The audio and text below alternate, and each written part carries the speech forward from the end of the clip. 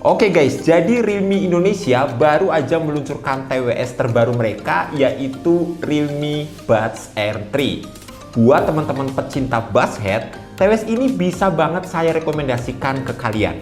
Yuk kita bahas bareng-bareng TWS ini.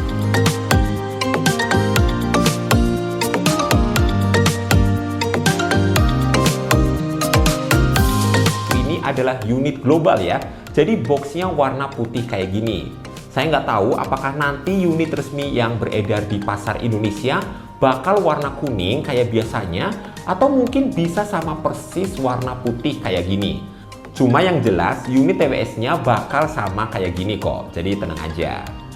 Di dalam boxnya kita bakal dapat kartu garansi dan user guide, 2 pasang ear tips cadangan, kabel Type-C pendek buat ngecas, dan tentu aja TWS-nya. Bentuk fisik case-nya itu membulat ya, kayak gini. Di bagian atas ada tulisan Realme, di bagian kanan ada tombol buat pairing, dan di bagian bawah ada port Type-C buat ngecas. Untuk TWS-nya ini desainnya hampir sama dengan pendahulunya.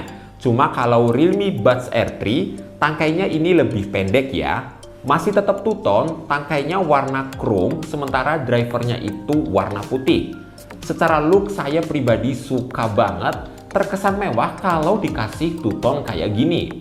Build quality-nya cukup solid, nggak berasa ringkih. Kalau di kuping saya sih fittingnya pas dan nggak gampang copot.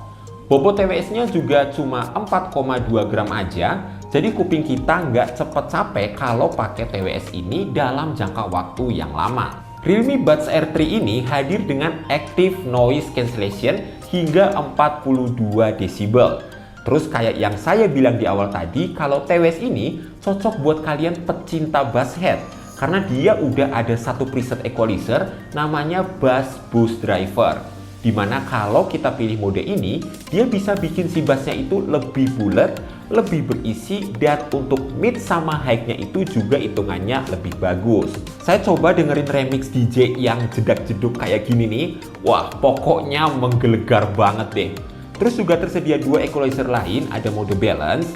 Ini bikin seimbang ya antara bass, treble, dan juga mid. Dan kalau kalian mau dengerin podcast, ada yang namanya mode bright. Nah, untuk di mode balance dan bright ini bukan berarti bassnya nggak kedengeran sama sekali ya. Walaupun nggak senendang di mode boost bass, tapi tetap berasa deep kok. Suara petikan gitar terasa gurih banget dengan vokal yang cukup clear. Semua ini karena ukuran driver dari Realme Buds Air 3 yang udah 10 mm Dynamic Bass Boost Driver. Terus fitur unggulan lain dari TWS ini adalah 88 millisecond low latency alias mode gaming. Seperti namanya, fitur ini buat ngurangin delay ketika kita main game. Dan pihak Realme mengklaim kalau latensinya itu bisa berkurang 35% dibandingin sama generasi sebelumnya. Jadi lebih mendingan lah kalau kita nyalain dengan mode ini.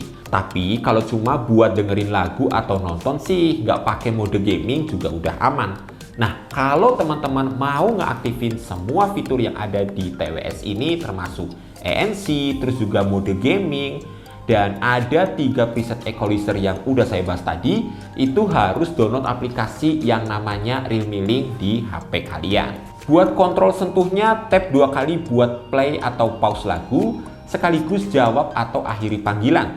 Tap 3 kali untuk next song, tap dan tahan 2 detik pada satu earbuds buat nolak panggilan masuk atau beralih antara ANC dan mode transparansi, dan tap lama kedua earbuds selama 2 detik buat ganti mode normal atau mode gaming.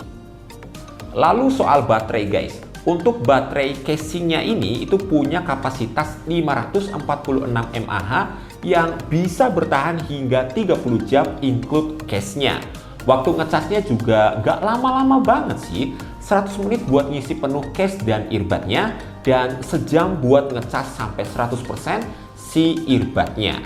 Karena Realme Buds Air 3 ini udah pakai chip R3, jadi selain bikin hemat daya juga berpengaruh ke konektivitas yang lebih stabil antara HP dan juga earbudnya. Untuk fitur pendukung lainnya kayak Bluetooth, ini udah pakai versi 5.2, jadi lebih stabil koneksinya.